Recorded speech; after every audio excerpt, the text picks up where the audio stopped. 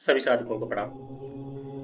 जगत जननी और जगत पिता की असीम अनुकंपा से हम सबको श्रीमद् भगवद गीता महात्म का पठन पाठन के साथ साथ मनन और चिंता की चेष्टा करने की संधि प्राप्त हुई है। पिछले भाग में हम सब ने महाभारत महात्म और सनातन ज्ञान परंपरा की चर्चा की। इस भाग में हम सब श्रीमद् भगवद गीता के पूर्व प्रवेश की भूमिका की चर्चा करेंगे। आदि शक्ति मां सरस्वती से प्रार्थना कि वाणी में कोई दोष या आवेग न आवे।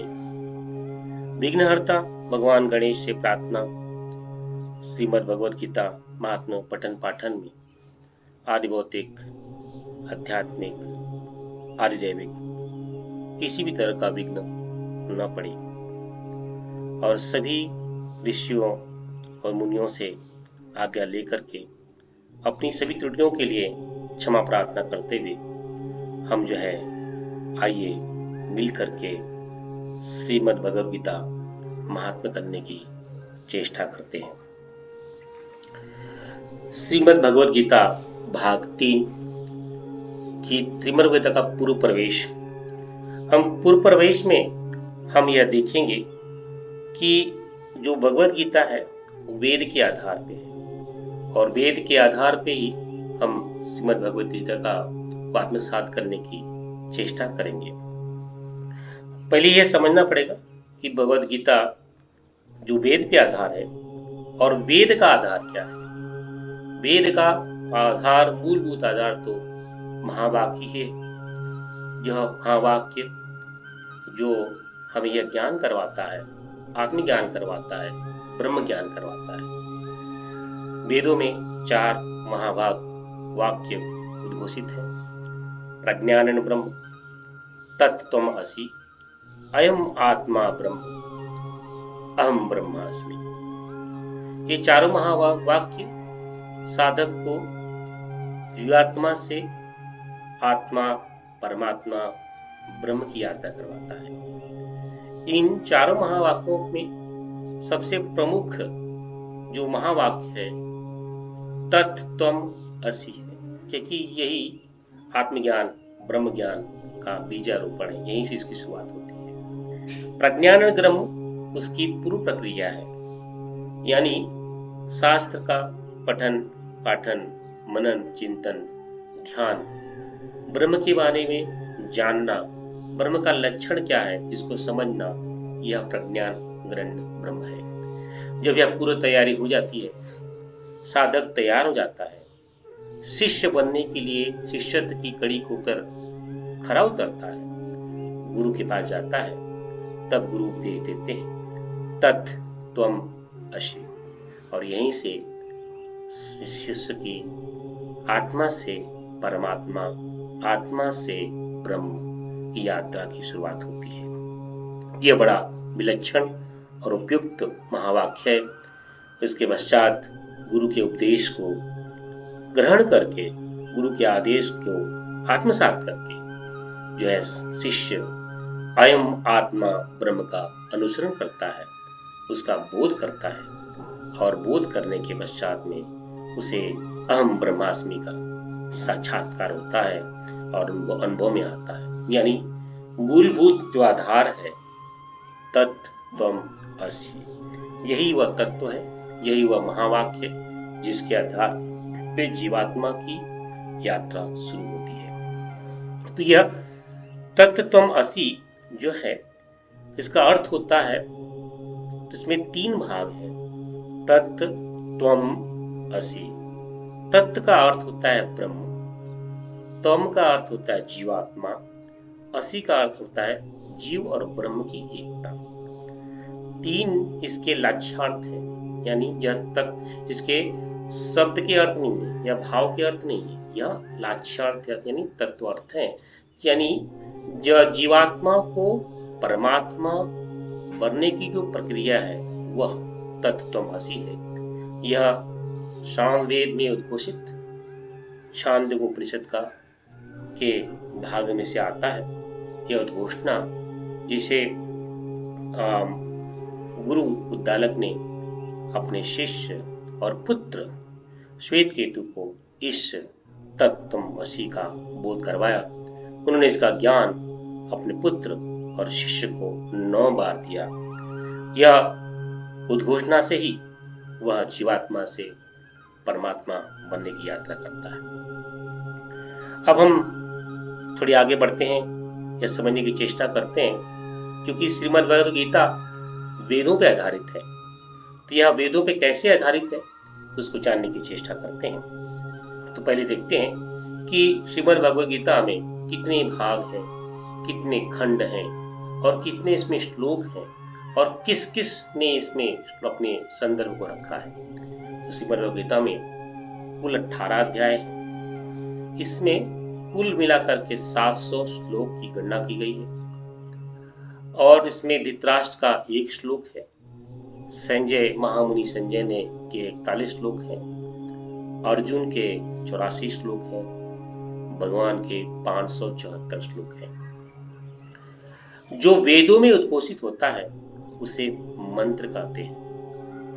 जो ब्रह्मसूत्र में उद्घोषित होता है उसे सूत्र कहते हैं और जो पुराणों में और अन्य जगह उद्घोषित होता है श्लोक कहते हैं। लेकिन श्रीमद् भगवद गीता दोनों का विलक्षण संगम है, यानी श्रीमद् भगवद गीता में जो उद्घोषणा की गई है वह सूत्रबद्ध भी है, वह मंत्रबद्ध भी है और जो है वह श्लोकबद्ध भी है। तो इसे श्लोक कहना नॉर्मल जनरल भाषा में श्लोक कहा जाता है, लेकिन यह मंत्र और सूत्र का समन्वय है।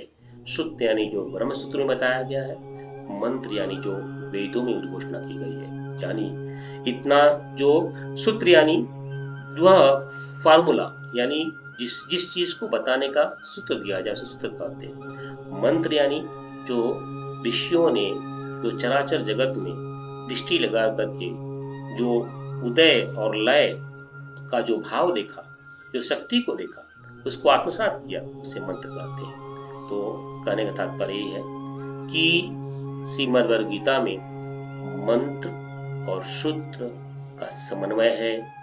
कहने के लिए हम इसे श्लोक कहते हैं, लेकिन यह मंत्रबद्ध है, सूत्रबद्ध है। इसमें देखते हैं कि 18 अध्याय है। 18 अध्याय में पहले से 6 अध्याय जो है यह बड़े जीवात्मा के जो है स्वरूप को दिखाता है। जीवात्मा है क्या है, जीवात्मा में कैसे राग और द्वेष पैदा होते हैं, जीवात्मा कैसे अपने स्वरूप को समझ सकता है और कैसे उसकी अपने आप को उस आत्मनिष्ठ कर सकता है, इसका ज्ञान जो है यह पहले से 6 अध्याय में दिया गया है। उसमें 3 भाग, उसमें 6 अध्याय है। अर्जुन विषाद योग, सांख्य योग, कर्म योग, ज्ञान कर्म संन्यास योग, कर्म संन्यास योग, ध्यान योग, यह 6 मिला करके जीवात्मा के रूप को दर्शाता है। अगले जो 6 अध्याय है वह ब्रह्म चेतना परमात्मा के स्वरूप को दर्शाता है। इसमें 7वां अध्याय जो है ज्ञान विज्ञान योग है, 8वां अध्याय जो है अक्षर ब्रह्म योग है, 9वां अध्याय जो है राज विद्या गुहा योग है, 10वां अध्याय जो है विवृत्ति योग है, 11वां अध्याय जो है विश्व दर्शन योग है और 12वां अध्याय जो है भक्ति योग है। यहाँ पे मूलतः जो है भगवान के श्लोक है, अर्जुन के प्रश्न हैं और जो है धृतराष्ट्र के एक भी श्लोक नहीं है और संजय के कुछ श्लोक हैं। जो तीसरा भाग है वह जीवात्मा और परमात्मा की एकता को दर्शाता है। इसमें भी 6 भाग हैं। इसमें भी 6 अध्याय आते हैं। 6 76 विभाग, गुणत्रय विभाग, पुरुषोत्तम योग विभाग, देवासुर संपदा विभाग, श्रद्धात्रय विभाग और मोक्ष संन्यास योग विभाग। तो इस तरह से जो 6 भागों में कुल 18 अध्याय बनते हैं। इसे 6 भागों को आचार्यों ने, विद्वानों ने जो है इन 18 अध्यायों 6 भागों में बांटा है। पहले 6 अध्याय को 1 से 6 अध्याय को कर्म के ऊपर जो है उन्होंने चर्चा की है, जीवात्मा के स्वरूप को बताने की चेष्टा की है। विचारकों का मत है कि जो मध्यम भाग है वह जो है 7 से 12 का अध्याय है, उसमें परमात्मा के स्वरूप का चिंतन है, भक्ति भाव का ओतप्रोत है। और जो तीसरा भाग है यानी जो 13 से 18 भाग है वह ज्ञान निष्ठ है, उसमें ज्ञान का भाव है, उसमें जीवात्मा और परमात्मा की एक रूपता को स्थापित किया गया है। यानी जो तत्त्वम असि की उद्घोषणा है, जो तत्त्वम असि का भाव है, जो तत्व का ब्रह्म भाव है, वह 7 से 12 अध्याय में दर्शाया गया है। तत्त्वमसि का जो पहला जो है दूसरा जीवात्मा का भाव है, तम भाव है, वह 1 से 6 जो अध्याय उसमें दर्शाया गया है। जो तत्त्वमसि का अंतिम भाग है जिसमें जीव और एक ब्रह्म की एकता को दर्शाया गया है, वह तृतीय षटक में यानी 13 से 18 अध्याय में बताया गया है। आचार्यों ने इसे षटक नाम से उद्घोषणा की है, यानी 18 अध्याय है तो 18 अध्याय के 6 षटक, यानी जैसे कि क्रिकेट मैच में एक 6 छक्का मारते हैं, एक षटकार मारते हैं, इस तरह से 6 रनों का यानी 6 अध्यायों का एक षटक बनता है। और एक षटक जो है तत्व के लिए, एक षटक तम के लिए, एक षटक असि के लिए। तो पहला भाग जो है, पहला षटक जो है अध्याय 1 से 6 जो कर्म निष्ठा को दर्शाता है, जीवात्मा के स्वरूप को दिखाता है, तम पद के पदार्थ को दर्शाता है, वह जो है एक पहला षटक है। जो मध्यम षटक यानी 7वें से 12 अध्याय जो भक्ति को दिखाता है, ब्रह्म पद को दर्शाता है, तत्पद के भाव को घोषणा करता है और उपासना में स्थापित करता है। और जो तीसरा षटक है यानी 13 से 18 जो अध्याय है वह ज्ञान को संचालित करता है और उसमें तत्त्वम असि के असि भाव की यानी एकता को दर्शाता है। जीव और ब्रह्म की एकता कैसी बनती है, ज्ञान को उजागर करता है। यह जो है इस तरह से गीता का जो है पूरा मूलभूत आधार जो है तत्त्वम असि के आधार पे स्थित है। तो जो भी साधक मेरा स्वरूप क्या है, मैं कौन हूं, मैं क्या हूं, जो है जानना चाहते हैं, वह जो है 1 से 6 के अध्याय को अगर चिंतन करते हैं, उन्हें अपने स्वरूप का ज्ञान होता है। जो भी साधक आगे की प्रक्रिया में उस ब्रह्म चेतना का स्वरूप क्या है, वह 7 से 12 के अध्याय को आत्मसात करते हैं और जो है अंततः तीसरी प्रक्रिया में और अंतिम प्रक्रिया में मेरा और परमात्मा की एकता क्या है उसको जानना की चेष्टा करते हैं। वह जो है 13 से 18 अध्याय की आत्मसात करते हैं। यानी एक सीढ़ी है, एक जो है पहले अपने आप को जानना, फिर उसके बाद में उस परम चेतना को जानना और बाद में यह समझना कि मैं और परम चेतना में कोई अंतर नहीं है, कोई भेद नहीं है, दोनों एक ही है। इसके स्वरूप को जानना यही गीता का मूलभूत आधार है। अब इतना गूढ़ रहस्य कैसे समझाया जाए, कैसे उसको समझा जाए, इसलिए शास्त्रों में मुझे है एक व्यवस्था बनाई है जिसे अनुबद्ध चतुष्टय कर सकते हैं। क्या सभी लोग इस वेद को, वेदांत को, श्रीमद् गीता को आत्मसात कर सकते हैं? उसके लिए शास्त्र ने एक मार्गदर्शन किया है, उसे अनुबद्ध चतुष्टय कहते हैं। अनुबद्ध यानी जो है एक रूपरेखा, एक मार्गदर्शन, चतुष्टय यानी 4 शर्तें रखी हैं। यह शर्तें हम जो है ये शर्तें पहला शर्त में आता है, 4 शर्तें हैं। पहला अधिकारी, दूसरा विषय, तीसरा संबंध, चौथा प्रयोजन। यह मूलतः किसी भी वेदांत के गूढ़ रहस्य को जानने के लिए यह अनुबद्ध चतुष्टय लगाया जाता है, लेकिन व्यवहारिक जगत में भी इसको हम लगा सकते हैं। जैसे कि कोई व्यक्ति विशेष अगर वह इंजीनियरिंग की पढ़ाई करना चाहता है, इंजीनियरिंग की पुस्तक को पढ़ना चाहता है, तो पहले यह देखता है कि क्या मैं उसका अधिकारी हूँ, मैं इसके लिए सक्षम हूँ, क्या मैं इसके लिए तत्पर हूँ।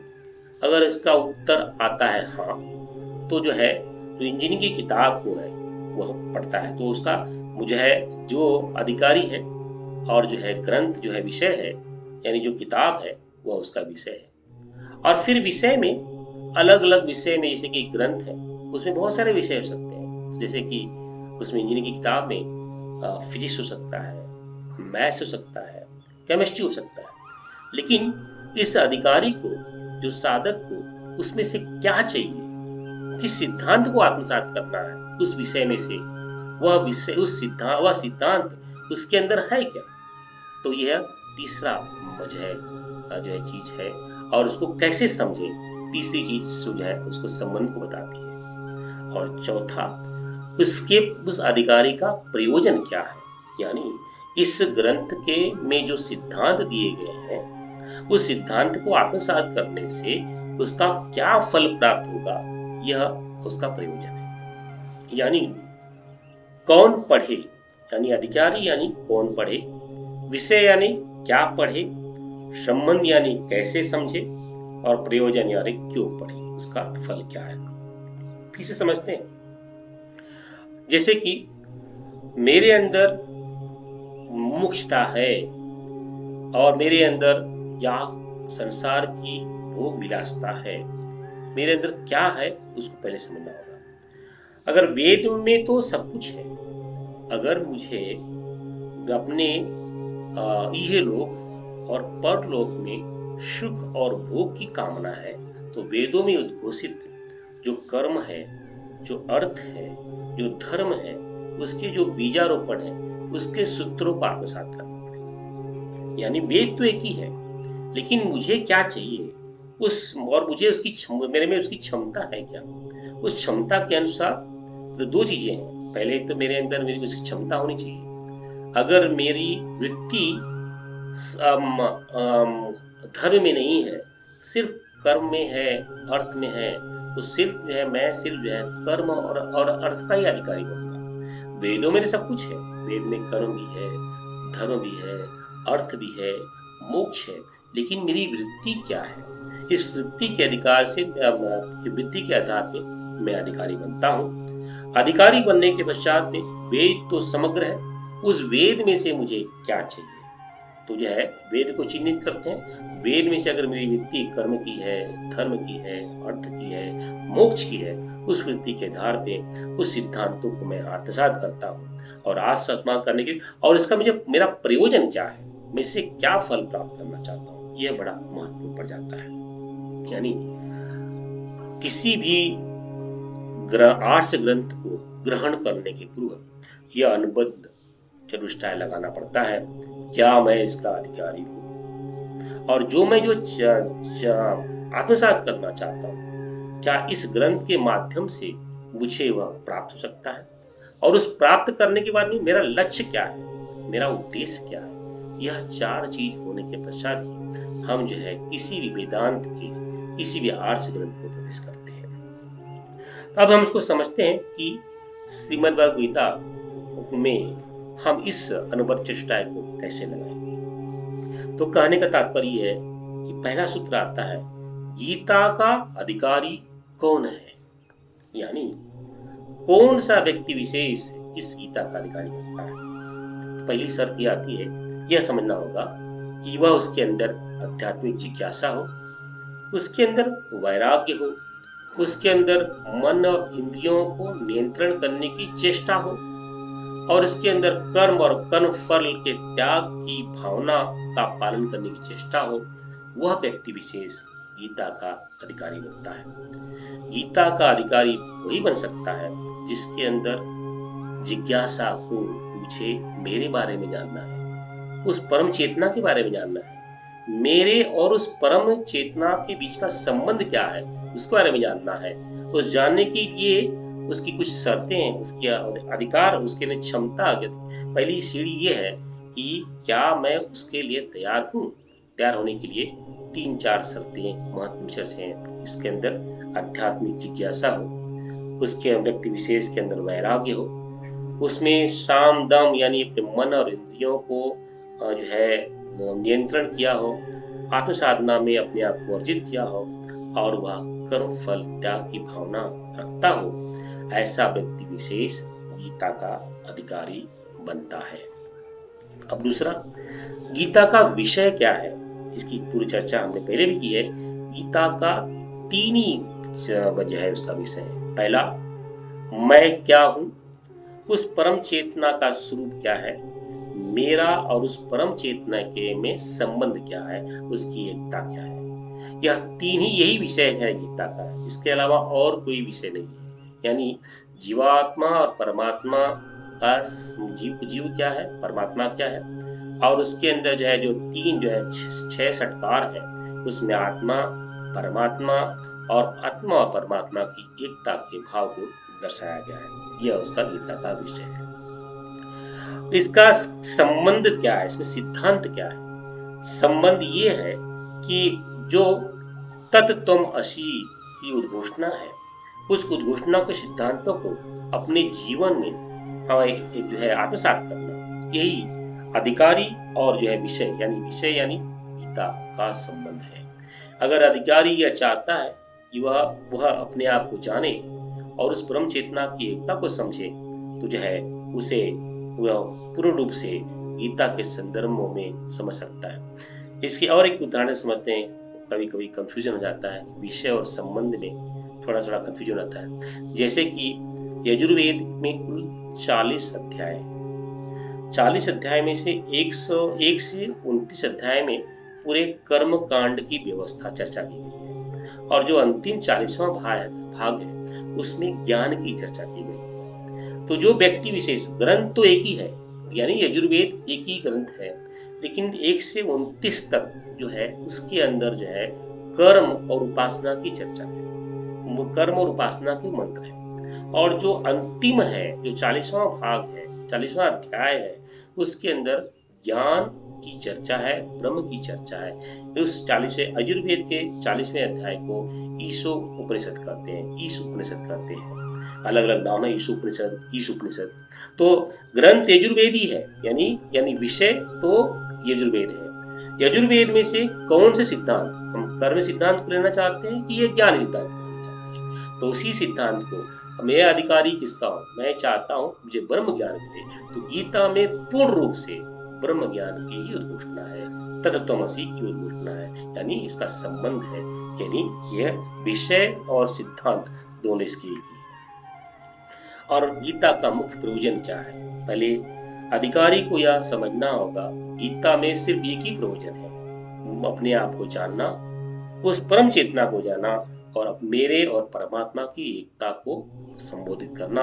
यही इसका जो है उद्देश्य है, इसका यही एक प्रयोजन है। तो यह कहने का जिसे समझते हैं, अधिकारी यानी साधक, जो है विषय यानी साधन, संबंध यानी सिद्धांत, प्रयोजन यानी साध्य। यानी हम जो है जब साधक जो है अपने गीता को जो है साधना के स्वरूप में लेकर के उसके अंदर पुरोहित भगवान की वाणी को, अपने सिद्धांतों को आत्मसात करता है, तो उसे जो है उस परम चेतना, आत्मा परमात्मा और आत्मा परमात्मा की एकता का जो है साध जो लक्ष्य है उसकी प्राप्ति होती है। यह बड़ा विलक्षण है। अब हम यह समझते हैं कि अर्जुन इसके कैसे अधिकारी बने, ऐसे क्या लक्षण थे कि भगवान ने इस के लिए अर्जुन को चुना। तो हम लोग जो है उसकी थोड़ी चर्चा करते हैं। तो सर्वप्रथम हम यह कह सकते हैं कि अर्जुन जो है भगवान के सखा है, भगवान के भ्राता है, भगवान के प्रिय हैं। लेकिन यह तो गुण तो है ही है, लेकिन अर्जुन के अंदर और ढेर सारे गुण हैं जिसके कारण वह जो है इस श्रीमद् भगवद्गीता के अधिकारी बने। तो पहला गुण यहाँ विलक्षण गुण दिखाई देता है, उनके अंदर वैराग्य कूट कूट के भरा हुआ है। अगर आप 11 पहले से दूसरे अध्याय में, जो पहले 20वें श्लोक, पहले अध्याय के 20वें श्लोक से लेकर के दूसरे अध्याय के 7वें श्लोक तक देखेंगे, उसके अंदर उनकी त्याग भावना कूट कूट कर दिखाई देती है। उन्होंने जो है संसारीय लाभ, परलोक, सरलोक के सभी सुखों को त्याग करने के लिए तत्पर है, यानी वैराग की भावना कूट कूट के भरी हुई है। यानी इन्हें पहली सर जो वैराग है उसके अंदर जो है वो खरे उतरते हैं। दूसरा जो है श्रीमद् भगवद गीता में जो है उनके अंदर उनको जो है भगवान के अंदर पूर्ण श्रद्धा है, पूर्ण विश्वास है और भगवान को गुरु मानते हैं। इसके लिए अगर श्रद्धा ना हो तो जो है गुरु से, वेद से, शास्त्र से ज्ञान प्राप्त नहीं हो सकता है।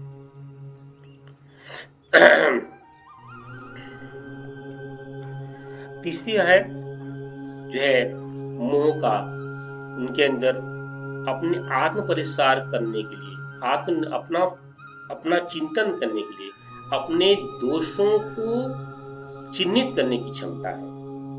अर्जुन जब स्वयं ग्रसित हुए तो उनको समझ में आ गया कि मैं मोहग्रस्त हो गया हूं। मेरे विकार मेरे अंदर रोग को पहचानने की क्षमता है और रोग को पहचानने के पश्चात समाधान की चाह है। इसलिए जो है यह बहुत बड़ा गुण जो है अर्जुन का बनता है। साथ में अर्जुन के अंदर जिज्ञासा है। बारंबार आप देखेंगे वह प्रश्न करते हैं, यह इस तरह क्यों है, कैसे है, क्यों है। यानी बड़े नम्र भाव से, निश्चल भाव से, बिना रोक टोक से अपने प्रश्नों को गुरु के सामने रखते हैं, यानी जिज्ञासा है। और साथ में उन्हें यह विवेक आ गया है कि मैं जो सोच रहा हूं, जो मैं समझ रहा हूं, उसके अंदर कहीं कहीं कुछ न कुछ गलत हो रहा है, कुछ गड़बड़ हो रही है। यानी विवेक पूर्ण रूप से नहीं प्राप्त हुआ, लेकिन यह ज्ञान तो हो गया है कि कहीं न कहीं मेरे अंदर वो क्षमता नहीं है, मैं धर्म और अधर्म को समझ नहीं पा रहा हूँ। यह ज्ञान उन्हें जो है गीता को आत्मसात करने का एक बड़ा जो है भार समझाता है। और साथ में ही उनके अंदर अज्ञान को स्वीकार कर लिया है और समर्पण यानी शिष्यत्व ग्रहण करते हैं। यह उनका और एक गुणवत्ता है जो उन्हें गीता को सुनने के लिए अधिकारी बनाता है। साथ में जब उनके अंदर यह समझ में आ जाता है कि मुझे समझ में नहीं आ रहा है, मैं धर्म और अधर्म में फंस गया हूँ, भेद नहीं कर पा रहा हूँ, और तब जो है वो आकांक्षा से, मोक्ष की आकांक्षा से आगे बढ़ते हैं, मोक्षों की तरफ बढ़ते हैं। उनका जो है दूसरे अध्याय का जो है 6वां और 7वां अब हम श्लोक देखेंगे आगे तो समझ में आएगा किस तरह से अपने आप को स्वर्ग त्यागने की बात करते हैं। मेरे इस दुख को कोई भी स्वर्ग त्याग जो है दे करके भी कोई दूर कर सके तो वह मेरे पे बड़ा उपकार होगा। इस तरह की जो है उनके अंदर वैराग्य, विवेक, मोक्षता जागृत होती है।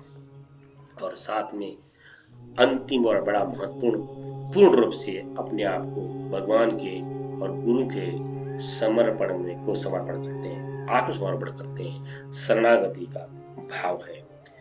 कहने का तात्पर्य यह है कि यह बड़े विलक्षण गुण हैं जो है अर्जुन को विशेष बनाते हैं। और जो है इसलिए अर्जुन जो है श्रीमद् भगवद गीता के अधिकारी बनते हैं। और एक और बड़ा महत्वपूर्ण जो गुण जो है अर्जुन में दिखाई देता है, प्रतिनिधित्व का भाव।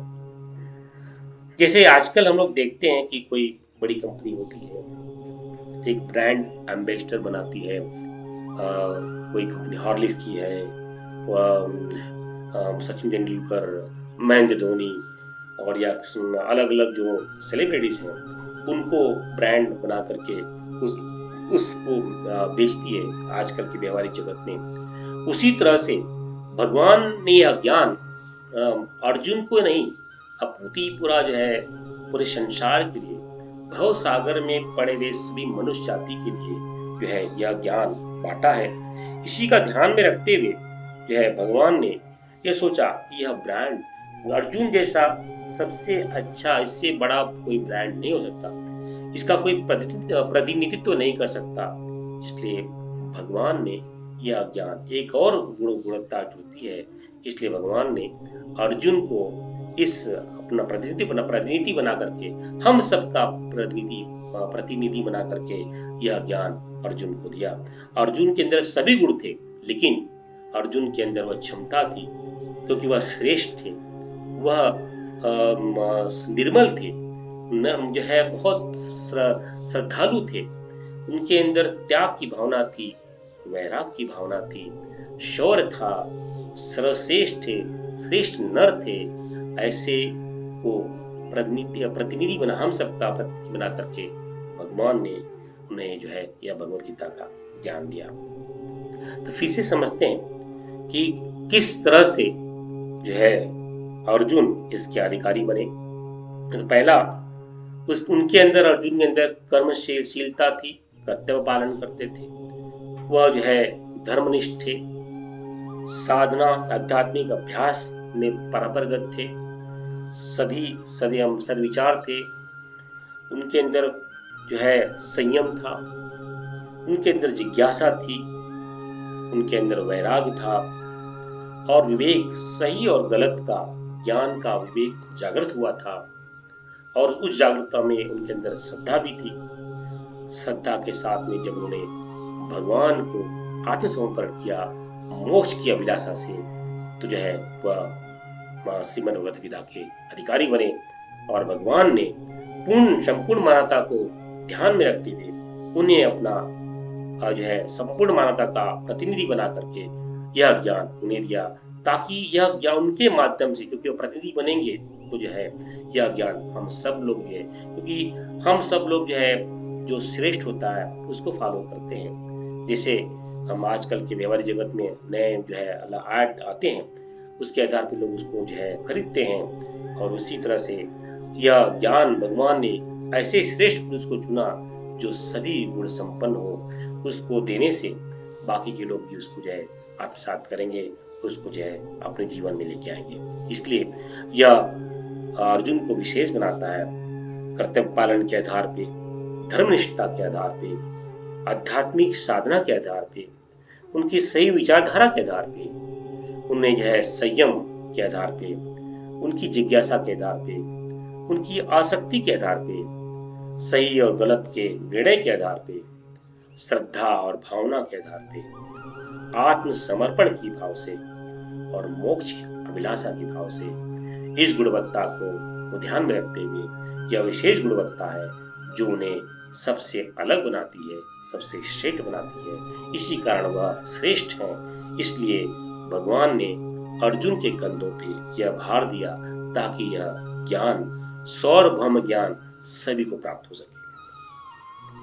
तो कहने का तात्पर्य यह है, अगर हम भी उस ज्ञान को प्राप्त करना चाहते हैं, अगर हम सोचें उस काल में एक से एक बढ़ करके ज्ञानी, त्यागी जो है महापुरुष थे, लेकिन एक साथ में एकत्र गुणवत्ता सिर्फ अर्जुन में ही दिखाई दी भगवान को।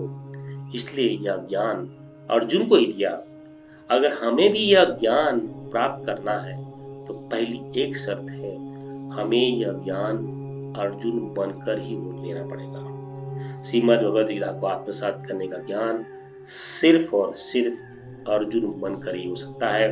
और अर्जुन बनने के लिए कुछ न्यूनतम शर्तें हैं। हमारा आध्यात्मिक अभ्यास हो, मंत्र जप हो, अनुष्ठान हो, हम जो है लेखन हो, मंत्र लेखन हो, जप प्रक्रिया हो, ध्यान हो, निरंतरता हो, इसके अंदर हमारे अंदर अध्यात्मिक प्रति जिज्ञासा हो, जीवन में संयम हो, आहार का, विहार का, विचार का संयम हो, वेदों में, शास्त्रों में, गुरु में श्रद्धा हो, संसार के प्रति, परिवार के प्रति जो है वैराग्य हो। जब ये जागेगा तब विवेक आएगा। हम तो जो है हमारे अंदर मुमुक्षुता जागेगी, हम भगवान के शरण में जाएंगे, तब जो है हमें यह ज्ञान, हम जो है श्रीमद् भगवद गीता के अधिकारी बनेंगे। तो पहली 6 शर्तें बड़ी महत्वपूर्ण हैं।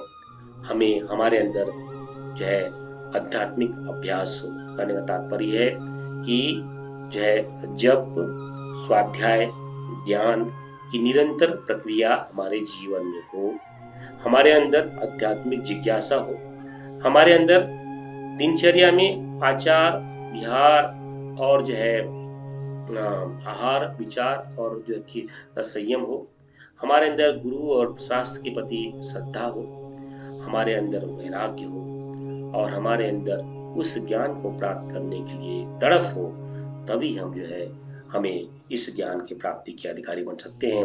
और पूरे पूरे अध्याय में हम हमेशा ध्यान रखेंगे, हम अपने आप को अर्जुन बन करके ही इस ज्ञान को प्राप्त करेंगे। जो भाव अर्जुन में चल रहा है उस भाव को अपने मानस पटल में, हृदय पटल में ला करके ही इस गीता, श्रीमद् गीता का चिंतन करना है। अगर एक सेकंड के लिए भी हम अर्जुन बन पाएंगे तो हमारा कल्याण हो जाएगा। हमें जो है अर्जुन बन करके ही श्रीमद् गीता को आत्मसात करना है। तो कैसे आत्मसात करना है, तो ये प्रश्न उठता है, कैसे आत्मसात करें। हमें समझ में आ गया, हम अधिकारी हैं, हम अर्जुन बन करके गीता का आत्मसात करेंगे। तो कैसे आत्मसात करेंगे? तो समान विधि किसी भी वेदांत शास्त्र को, किसी भी शास्त्र को, किसी भी समान व्यावहारिक जगत में किसी भी चीज को आत्मसात करने के लिए 3 प्रक्रिया है बताई गई है समान आत्मसात के लिए: शब्द अर्थ, वाक्य का अर्थ, भाव अर्थ। तो भगवद गीता, वेद, वेदांत तो सभी के घर में है। तो जो है उसे जो है उसके शब्दों के अर्थ को समझ करके, वाक्य के अर्थ को समझ करके, भाव के अर्थ को समझ करके इसको हम ज्ञान ले सकते हैं। लेकिन इसमें एक बहुत बड़ी हानि भी हो सकती है। जैसे सागर का पानी है, सागर के पानी को हम सीधे सीधे हम पी नहीं सकते। अगर हम सीधे सीधे सागर के पानी को पिएंगे, वह सागर का पानी नुकसानदेह होगा, क्योंकि वह नमकीन होता है।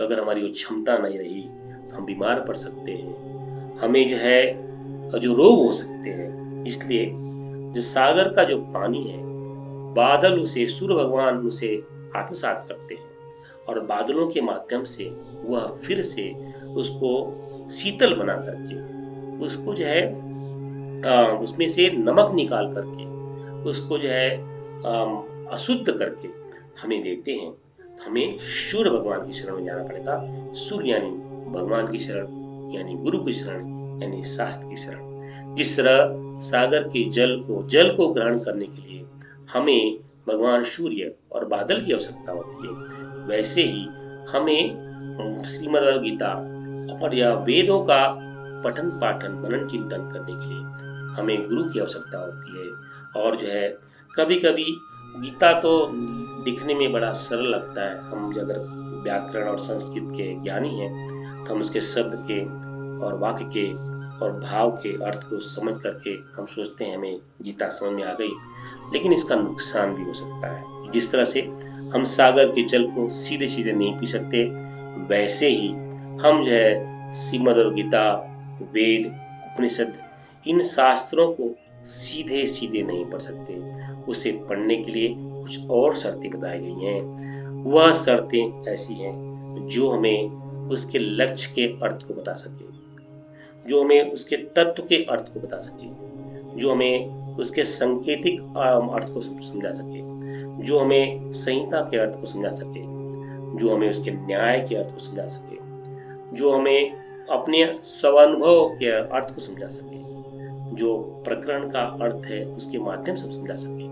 यानी वेदांत को आत्मसात करने की विधि है वाक के गुण और सांकेतिक अर्थ को समझना, वाक का तात्विक और अंतिम सत्य का अर्थ निकालना, वाक के भीतर छिपे संकेतों और व्यंजनों का विश्लेषण करना, विभिन्न मंत्रों और वाक्यों का समन्वय करके उनके सार्थक अर्थ को निकालना, वेदांत के विचारों सिद्धांतों के तर्क के माध्यम से समझना, उपदेशों और शिक्षाओं की आत्म अनुभूति के आधार पर समझना, विशिष्ट संदर्भ और प्रसंग के अनुसार वाक्य का अर्थ निकालना। यानी कि एक ही शब्द जो है अलग अलग संदर्भ में अलग अलग जगह में उसके अर्थ अलग अलग निकलते हैं। तो कोई भी तो वेदांत का जो आत्मसात होता है, श्रीमद् गीता, वेद, उपनिषद, ब्रह्मसूत्र, उसे इन लक्ष्यार्थ, तत्वार्थ, संकेतार्थ, संहितार्थ, न्याय अर्थ, स्व अनुभवार्थ, प्रकरण अर्थ से ही समझ सकते हैं। उसे हम सिर्फ और सिर्फ जो है वाक्यों के माध्यम से, वाक्यार्थ, शब्दार्थ और भावार्थ से समझ नहीं सकते। वाक्यार्थ, शब्दार्थ और भावार्थ से समझने से कभी कभी हमें गलत समझ सकते हैं और उससे हानि हो सकती है। इसलिए शास्त्रों का मार्गदर्शन है कि शास्त्र को ग्रहण करने के लिए जो सिद्धांत बताए हैं, जो आत्मसात विधि बताई गई है, उसी के अनुसार ही ग्रहण करना चाहिए। यानी कहने का तात्पर्य है हमें ऐसे जगह से आत्मसात करना चाहिए जहां से हमें शब्द अर्थ जो है, उसके वाक्य के अर्थ, उसके भाव के अर्थ, उसके लक्ष्य के अर्थ, उसके तत्व के अर्थ, उसके संकेत के अर्थ, संहिता के अर्थ, न्याय का अर्थ, स्व अनुभव का अर्थ, प्रकरण का अर्थ एक साथ में जो समझा सके, ऐसे जगह से हमें वेदांत को आत्मसात करना चाहिए। ऐसा ज्ञान हमें तो सिर्फ और सिर्फ ये जो है वेदांत शास्त्री, श्रोत्रिय, ब्रह्मनिष्ठ, युक्त, श्रुति का ज्ञाता जो है अनुभवी गुरु से ही मिल सकता है।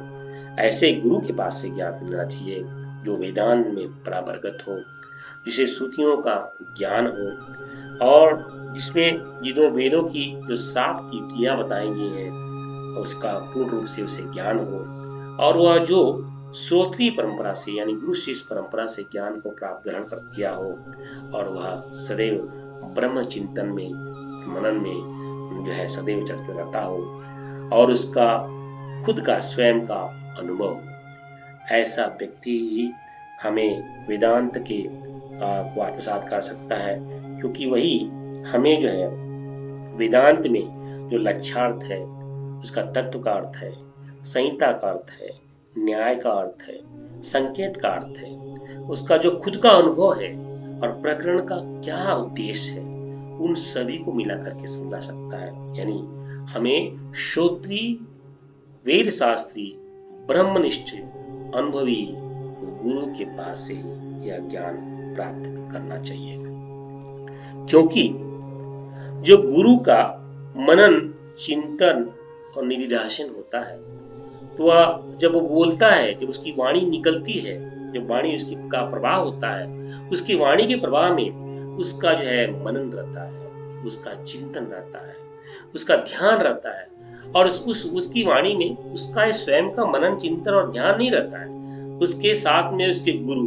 उनके गुरु, उनके गुरु और उनके गुरु और उनके गुरु, अंततः भगवान शिव और भगवान विष्णु की वाणी रहती है। भगवान शिव और भगवान ब्रह्मा जी की और भगवान विष्णु की मनन, चिंतन और प्राण का प्रभाव होता है। यानी गुरुमुख से सुनना ही वेदांत का आत्मसात करने की प्रक्रिया है, क्योंकि गुरु का मनन, चिंतन, निधिध्यासन ही जब वो निकलता है, वह उसके मुंह से निकलता है, तो वह जो है शिष्यों के लिए श्रवण बनता है। जब शिष्य उसका श्रवण करता है तो शिष्य के लिए वह श्रवण है, लेकिन उस श्रवण में अनंत काल के गुरुओं की चिंतन है, अनंत काल के गुरुओं का मनन है, अनंत काल के गुरुओं का ध्यान है, अनंत काल के गुरुओं का प्राण और शक्ति का प्रवाह है और उनका आशीर्वाद है। इसलिए शास्त्र की उद्घोषणा है, वेदांत शास्त्र को सिर्फ और सिर्फ शास्त्रीय ब्रह्मनिष्ठ गुरु से ही आत्मसात करना चाहिए, नहीं तो नुकसान होने की संभावना बनी रहती है। फिर से समझ लेते हैं, श्रीमद् भगवद गीता को कौन और किससे ग्रहण कर सकता है। तो कौन में कुछ कुछ शर्तें हैं कि साधक विशेष में जिज्ञासा हो, श्रद्धा हो, वैराग हो, विवेक हो, मुमुक्षुता यानी मोक्ष की कामना हो और वह शरणागति हो। यह 6 शर्तें, मूलभूत 6 शर्तें मिलती हो तो यह कैसे, कौन मतलब कि गीता को कौन आत्मसात कर सकता है, यानी जिसके अंदर जिज्ञासा हो, जिसके अंदर श्रद्धा हो, जिसके अंदर वैराग्य हो, जिसके अंदर विवेक हो, का जागृत की प्रक्रिया शुरू हो गई हो, जिसके अंदर मोक्ष की कामना हो और जो है शरणागति। के लिए तत्पर हो, भगवान को तृणपूर्ण रूप से समर्पण हो, वह कौन व्यक्ति श्रीमद् भगवद गीता को आत्मसात करता है। किससे आत्मसात करना है? वह आत्मसात करने की प्रक्रिया जो वेदांत शास्त्र में पराप्रगत हो, जिसे पूर्ण रूप से श्रुति का ज्ञान हो, जिसे पूर्ण रूप से युक्ति का ज्ञान हो, जो पूर्ण रूप से जो है श्रोत्री हो, ब्रह्मनिष्ठ हो, और जिसने स्वयं ही ब्रह्म साक्षात्कार किया हो, जिसका स्वयं का अनुभव है, उससे ही हम जो है श्रीमद् भगवद गीता से प्राप्त कर सकते हैं। यानी कौन? यानी जिज्ञासा, श्रद्धा, वैराग्य, विवेक, इच्छा, शरणगति, यह 6 सीढ़ी जिसके अंदर हो, यह 6 गुणवत्ता जिसके अंदर हो, वह व्यक्ति विशेष श्रीमद् भगवद गीता का अधिकारी है। और किससे ग्रहण कर सकते हैं? जो वेदांत शास्त्र में प्रगत हो, श्रुति का पूर्ण रूप से ज्ञान हो, युक्ति का पूर्ण रूप से ज्ञान हो, गुरु शिष्य परंपरा में श्रुति गुरु हो, ब्रह्मनिष्ठ हो और अनुभवी हो। तो वह व्यक्ति विशेष इस तरह से कौन और किससे हम श्रीमद् भगवद गीता का ज्ञान प्राप्त कर सकते हैं। अब यह समझते हैं कि भाई श्रीमद् भगवद गीता का उपकर्म और उपसंहार क्या है, इस गीता का उद्देश्य क्या है, थोड़ा और डिटेल में जो है और सूक्ष्म से इसको जानने की चेष्टा करेंगे तो जो है सब विद्वानों ने, आचार्यों ने बड़े सूक्ष्म भाव से इसको जो है प्रकट किया है। अगर हम देखते हैं कि श्रीमद् भगवद गीता का जो प्रारंभ जो है एक शब्द से होता है, धर्म क्षेत्रे कुरुक्षेत्रे। यह अध्याय 1 का पहला श्लोक है, धर्म क्षेत्रे कुरुक्षेत्रे। और उसका उपसंहार होता है जो है नीति मृत मम, यानी 18 अध्याय का 78 श्लोक है। तो पहला शब्द है धर्म और अंतिम शब्द है मम। यानी तो विद्वानों ने, आचार्यों ने इस पे चिंतन करके यह बताया है कि मेरा धर्म यानी धर्म मम, मम धर्म यानी मम धर्म, मेरा धर्म क्या है, यह बताने वाला जो शास्त्र है, जो उपनिषद है, वह गीता उपनिषद है। और इसमें अगर हम और इसको और सूक्ष्म भाव से देखेंगे, इसके मध्य में अध्याय 10वां का अध्याय का 20वां श्लोक है। उसमें भगवान कहते हैं अहम आत्मा गुणाकेश। भगवान कहते हैं, स्वयं को कहते हैं कि मैं आत्मा हूं। यानी धर्म और मम के बीच में, मेरे धर्म के बीच में जो निष्ठ है, परम चेतना परमेश्वर परमात्मा भगवान कृष्ण, और जो आत्मा परमात्मा की घोषणा करते हैं, जो उन मम और धर्म को जोड़ते हैं, उसे जो है हम जो है इस भाव को, इस सार को हम जो है समझ सकते हैं। तो गीता का उपक्रम और श्रृंगार विद्वानों के आधार पर यह है कि मम धर्म, यह इसका उद्देश्य है।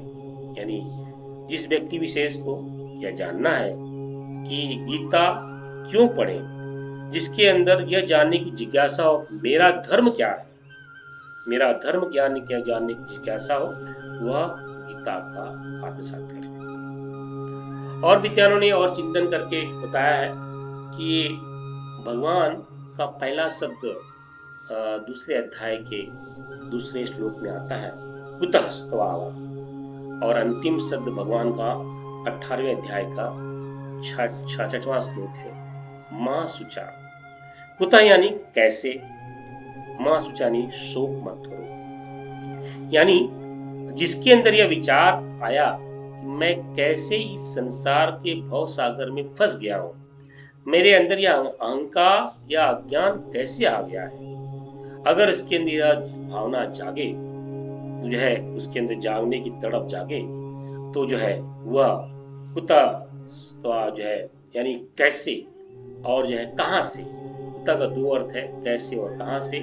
इस तरह का जिसके अंदर भाव जागे, इस भव संसार में मैं कैसे फंस गया, इस भव संसार में मैं कहां से आ गया, अगर इसको जानने की जिज्ञासा है तो वह व्यक्ति विशेष गीता को आत्मसात करे। कोई कोई विद्वान इसका तीसरा भी सूक्ष्म भाव रखते हैं। वह कोई कोई विद्वान कहते हैं कि भगवान की वाणी तो जो है, जो गीता है, वो जो है दूसरे अध्याय के 11वें श्लोक से शुरू होती है। इसलिए भगवान शंकराचार्य जी ने भी दूसरे अध्याय के 11वें श्लोक से ही भास किया है।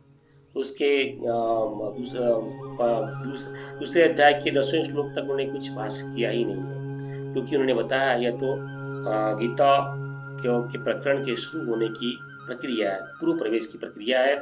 वो जो है भगवान की वाणी तो मूलतः जो है दूसरा अध्याय के 11वें श्लोक से शुरू होती है। कोई कोई कंफ्यूज सकता है कि भाई एक बार बताया गया है कि दूसरे अध्याय के दूसरे श्लोक से भगवान की वाणी है। दूसरे अध्याय की दूसरे श्लोक की जो वाणी है वह संजय के माध्यम से बताई गई है। भगवान वाच्य जो है वह भगवान जो है अर्जुन के जो प्रश्न के शिष्य के ग्रहण के पूर्व की प्रक्रिया है, यानी शिष्य आत्मसमर्पण करने की पूर्व के ज्ञान जो है भगवान का वाणी है। तो इसलिए बहुत सारे साधक जो है जो अर्जुन जब शिष्य ग्रहण करने के पश्चात जो भगवान की वाणी कोई घोषणा होती है उसे ही श्रीमद् भगवद्गीता की शुरुआत करते हैं। इसलिए भगवान शंकराचार्य जी ने जब अर्जुन शिष्य को दूसरे अध्याय के 7वें श्लोक में शिष्य ग्रहण करके आत्मसमर्पण करते हैं, उसके पश्चात जो है भगवान की जो वाणी निकलती है वहां से श्रीमद् भगवद्गीता का जो है उपक्रम मानते हैं। लेकिन दूसरे अध्याय के या दूसरे श्लोक में भी भगवान की वाणी है, लेकिन वह अर्जुन के आत्मसमर्पण के जो है समर्पण की प्रक्रिया के पहले की वाणी है, और दूसरे अध्याय का 11वां श्लोक जो है आत्मसमर्पण के बाद की प्रक्रिया है। इसलिए यह भी अगर इसको भी हम अगर सूक्ष्म भाव से देखेंगे, उसमें भगवान का पहला शब्द है अशोचनीय, और भगवान का अंतिम शब्द जो है 18वें अध्याय का 6वां श्लोक है शोक मत करो। भगवान का तात्पर्य है कि भगवान यहाँ कहना चाहते हैं मनुष्य जिन चीजों में शोक करता है वस्तुतः शोक की योग नहीं है, इसका यह मोह और अज्ञान का प्रतीक है। इसका त्याग करो, शोक मत करो, शोक मत करो, शोक मत करो। तो इस तरह से अगर हम समझते हैं तो श्रीमद् भगवद्गीता किसके लिए है? तो जिसके अंदर यह जिज्ञासा हो मेरा धर्म क्या है, जिसके अंदर यह तड़फ हो मैं कहां से इस संसार शोक के भाव में ग्रस्त हो गया हूं, और जिसके अंदर यह जिज्ञासा हो या तड़फ हो मैं कैसे यह अशोचनीय संसार भाव से बाहर निकलूं, उसके लिए यह भगवत गीता है, यह भगवत गीता है। क्योंकि भगवान की यह वाणी है तुम शोक मत करो, तुम शोक मत करो, तुम मेरी शरण में आओ, मैं तुम्हें अपने धर्म का स्वरूप बताऊंगा, मैं तुम्हें इस संसार शोक के भाव से ग्रस्त जो हो उससे बाहर निकालूंगा, मुझे है मैं तुम्हें जो इस संसार भाव में जो अशोचनीय चीज में तुम जो डूबे हो उससे जो है उसे काटूंगा। तो इस तरह से जिस व्यक्ति विशेष में यह 3 प्रश्न उठते हैं, मेरा धर्म क्या है, मैं कहां से इस संसार शोक भाव में ग्रस्त हो गया हूं, मैं कैसे इस संसार भाव से बाहर निकलूं, यह 3 प्रश्नों के उत्तर में अगर इसके अंदर यह जागरण होता है उससे भगवत उसके लिए यह श्रीमद् भगवद्गीता है, क्योंकि यह भगवान की वाणी है। जो भी मेरे शरण में आता है उसकी मैं रक्षा करता हूँ। शोक मत करो, शोक मत करो, शोक मत करो। इसी भाव से अब हम देखते हैं कि यह श्रीमद् भगवद्गीता महाभारत के मूल जो है इसका ग्रंथ है उसमें कहां से इसकी शुरुआत होती है। जैसे हमने पहले चर्चा की, महाभारत में कुल 18 अध्याय है। 18 अध्याय में जो है एक भीष्म पर्व है। भीष्म पर्व में जो है बड़ा उसका विस्तार से इसकी चर्चा होती है। उस चर्चा में जो है भीष्म पर्व में 10 दिन का जो है भीष्म धृतराष्ट्र जो है युद्ध क्षेत्र में नहीं रहते हैं, संजय जो है युद्ध क्षेत्र में रहते हैं, और 10 दिनों के उपरांत जो है युद्ध होना शुरू होने के पश्चात 10 दिनों के उपरांत जो है वह जो है युद्ध क्षेत्र से जो है महाराज धृतराष्ट्र के पास में आते हैं और कहते हैं कि हे राजन, जो है पितामह भीष्म जो है मृत्युशैया पे लेट गए हैं, और उनका जो है इस तरह का समाचार जो है धृतराष्ट्र को बताते हैं। और यह विष्णु पर्व में श्रीमद् भगवद गीता पर्व का जो 24वां अध्याय है, उसमें संजय आकर के धृतराष्ट्र को जो है इस बातों को बताते हैं। यानी जो घटना श्रीमद् गीता की घटना घट चुकी है, उसके उपरांत जो है यह घटना तो सिर्फ भगवान और अर्जुन ने जो है, यह संवाद भगवान और अर्जुन के बीच में था और इसे सिर्फ जो है संजय ने सुना। और जो है संजय आकर के धृतराष्ट्र को 10 दिनों के राजा धृतराष्ट्र को 10 दिनों के उपरांत जो है इसका विवरण करते हैं। यानी हम सभी के लिए यह घटना पूर्व में घट चुकी थी। हम जो है यह विवरण जो है धृतराष्ट्र को माध्यम से हम लोग को मिला, यह 10 दिनों के बाद की घटना जो है, मतलब इस तरह से का व्याख्यान जो है महाभारत में आया है। यानी श्रीमद् गीता एक पूर्व गाथा 10 दिनों के उपरांत जो है संजय जो है महाराज धृतराष्ट्र को सुनाते हैं। तो विष्णु पर्व के श्रीमद् गीता के 24वें अध्याय में संजय ने युद्ध संबंधी बातें धृतराष्ट्र को सुनाई। 25वें अध्याय के आरंभ में धृतराष्ट्र संजय से पूछते हैं और जो है यहीं से श्रीमद् गीता का प्रथम अध्याय का शुभारंभ होता है। श्री महाभारत के विष्णु पर्व के श्रीमद् गीता पर्व के 23वें अध्याय में संजय जो है युद्ध भूमि से लौटकर धृतराष्ट्र को भीष्म की मृत्यु के सज्जा पे लेटने का समाचार सुनाते हैं और जो है कहते हैं कि संजय बोले, हे महाराज, हे भरत श्रेष्ठ, आपको नमस्कार है। मैं संजय बाग की सेवा में उपस्थित हूँ। भरतवंशियों के पितामह और महाराज शंतनु की पुत्र भीष्म जी आज युद्ध में मृत्यु सैया पे गिर गए। यानी विष्णु पर्व के श्रीमद् भगवद गीता के पर्व के 23वें अध्याय का 3रा श्लोक में संजय यह अब जो है हम महाराज धृतराष्ट्र को बताते हैं और उसके पश्चात में उसका पूरा विवरण देते हैं, उसका संवाद होता है। और जो है उसके पश्चात विवरण करने के पश्चात जो 25वें अध्याय की शुरुआत में जो है यह श्रीमद् गीता का संवाद जो शुरू होता है और यह है इस तरह से अथ श्री महाभारते विश्व प्रमाणी श्रीमद् भगवद गीता प्रमाणी श्रीमद् गीता उपनिषद ब्रह्म विद्याय योग शास्त्रे श्री कृष्ण अर्जुन संवाद से शुरू होता है। इस प्रकार से महाभारत के विष्णु पर्व के श्रीमद् भगवद गीता पर्व के अंतर्गत ब्रह्म विद्या योग शास्त्र यह श्रीमद् गीता का उपनिषद श्री कृष्ण अर्जुन संवाद के माध्यम से शुरू होता है, जो विष्णु पर्व के श्रीमद् गीता पर्व के 25वें अध्याय में यह ज्ञा जो है युद्ध क्षेत्र में 10 दिन बीत जाने के बाद में भीष्म की मृत्यु सैया पे लेटने के पश्चात में संजय आकर के महाराज धृतराष्ट्र को इसका वृत्तांत जो है सुनाते हैं। तो यह इसकी किस तरह से यह शुरुआत होती है उसके बारे में जानकारी की। अब हम देखते हैं कि श्रीमद् भगवद गीता किसी भी शास्त्र का या किसी भी मंत्र का विनियोग होता है, वैसे ही श्रीमद् भगवद गीता का भी विनियोग है। विनियोग यानी इसके अंदर जो मंत्र का विनियोग होता है कि उसमें बीज होता है, शक्ति होता है, इलक होता है, छंद होता है, देवता होता है, ऋषि होता है, तत्व होता है। उसी तरह से जो है श्रीमद् भगवद गीता का जो है बीज क्या है, धर्म और विवेक इसका बीज है, वैराग इसकी शक्ति है, श्रद्धा और समर्पण कीलक है, अनुष्टुप छंद इसका छंद है, भगवान इसके देवता है, भगवान वेद व्यास इसके ऋषि है, ब्रह्म विद्या इसका तत्व है।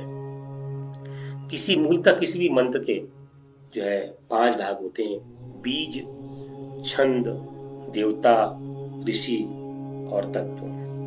तो इस श्रीमद् भगवद गीता का अगर मंत्र रूप में देखेंगे तो जो है बीज रूप में जिस व्यक्ति विशेष में धर्म हो, विवेक हो, तो वह उसका बीज है।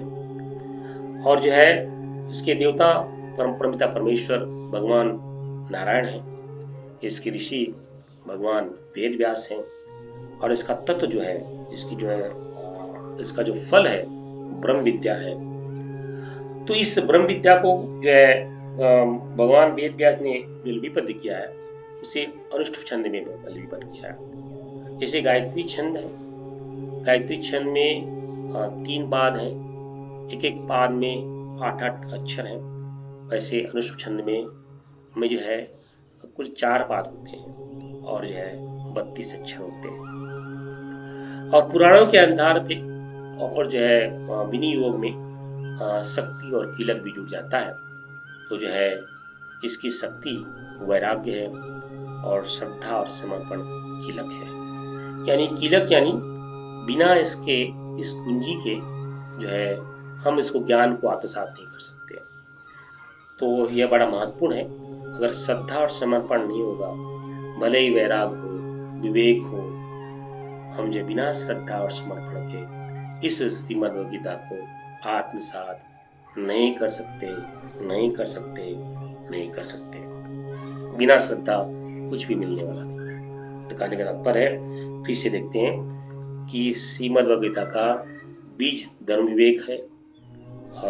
इसलिए भगवान कहते हैं यदा यदा हि धर्मस्य, इसकी शक्ति वैराग्य है, इसका कीलक श्रद्धा और समर्पण है, छंद अनुष्ठुप छंद है, देवता स्वयं परमिता परमेश्वर परम ब्रह्म है, ऋषि भगवान वेद व्यास है, तत्व इसका ब्रह्म विद्या और मोक्ष है।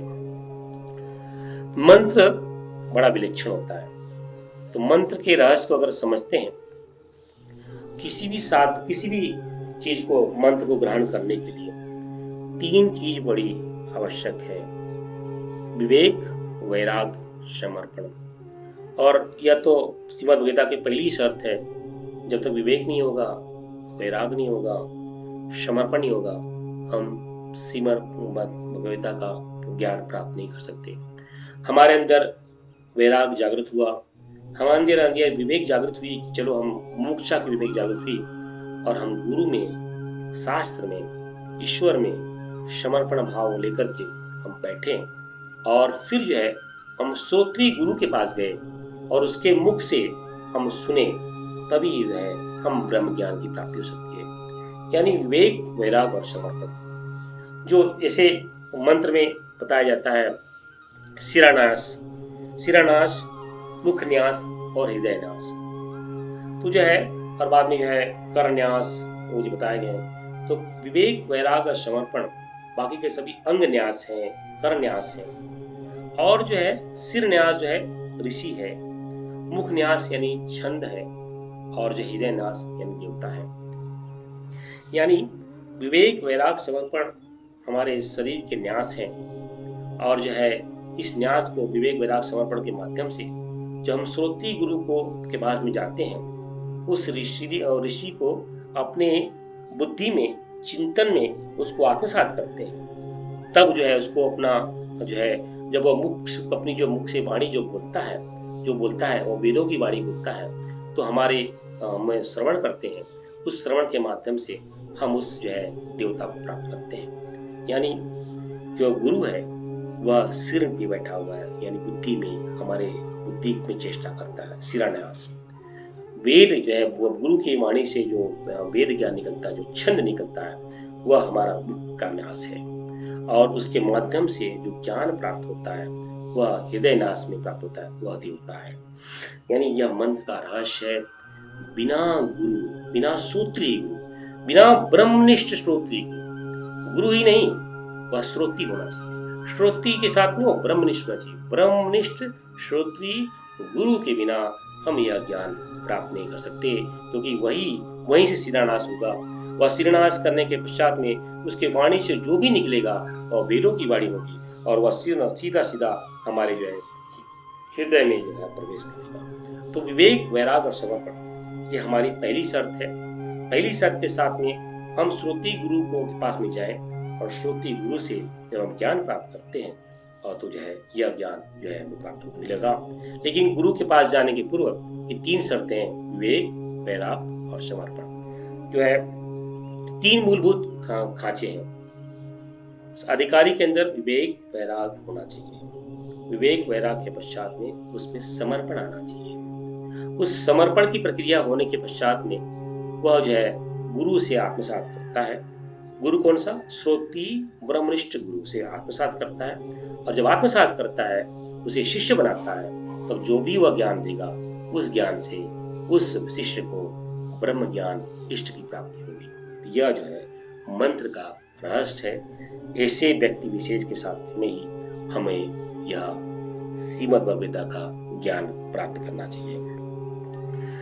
भगवान की असीम अनुकंपा से हम सब ने जो है श्रीमद् भगवद गीता के पूर्व प्रवेश के में अनुभव चेष्टा क्या होता है, किस तरह से तम असी के आधार पे जो है श्रीमद् भगवद गीता के सभी अध्यायों की व्याख्या की गई है।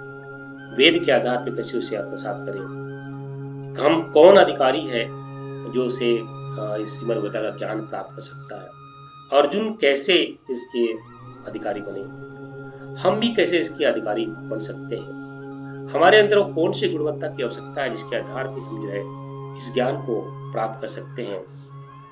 साथ में हमारी आत्मसात ज्ञान को आत्मसात करने की विधि क्या है, और जो है किससे इस वेद ज्ञान की विधि को ज्ञात कर सकते हैं, और क्यों करें, क्योंकि गीता का विषय क्या है, इसका उपक्रम उपसंहार क्या है, जिसके कौन सी इच्छा के कारण जो है इसके पास में श्रीमद् गीता के पास में जाएं कि मेरा धर्म क्या है, मैं कहां से संसार शोक में भवग्रस्त हो चुका हूं, मैं कैसे इस अशोचनीय संसार भाव से अपने मुक्त कर पाऊं। अगर इन 3 प्रश्नों की उत्तर की जिज्ञासा और मुमुक्षा हो तो ही हमें गीता का लाभ मिलेगा और हम गीता के अधिकारी बनेंगे। और किस तरह से यह महाभारत के अंदर यह श्रीमद् भगवद गीता का श्रृंखला की शुरुआत होती है उसको समझा, और श्रीमद् भगवद गीता किस तरह से हमने मंत्र स्वरूप से इसको ग्रहण कर सकते हैं, इसका बीज क्या है, इसकी शक्ति क्या है, इसका कीलक क्या है, इसका छंद क्या है, इसका देवता कौन है, इसका ऋषि कौन है, इसका तत्व ज्ञान क्या है, और किस तरह से ऋषि मुख से हम ऋषि को शिरोधार करके अपने हृदय में इष्ट को ब्रह्म विद्या को प्राप्त कर सकते हैं। हम इसकी चर्चाएं की। भगवान की असीम अनुकंपा में रही, जगत जननी की असीम अनुकंपा रही। माँ सरस्वती से प्रार्थना, कोई भी त्रुटि हमारे मन में रहे उसके लिए क्षमा करें। भगवान गणेश को कोटि कोटि नमन, भगवान कृष्ण के चरणों में कोटि कोटि नमन, भगवान वेद व्यास के चरणों में कोटि कोटि नमन। यह संधि देने के लिए और जो भी गलतियां हुई हैं, त्रुटियां हुई हैं, उन सब के लिए बारंबार क्षमा क्षमा क्षमा क्षमा। तस्मै श्री गुरुवे नमः, तस्मै श्री गुरुवे नमः। इदं गायत्रीदं नमः, इदं गायत्रीदं नमः, इदं गायत्रीदं।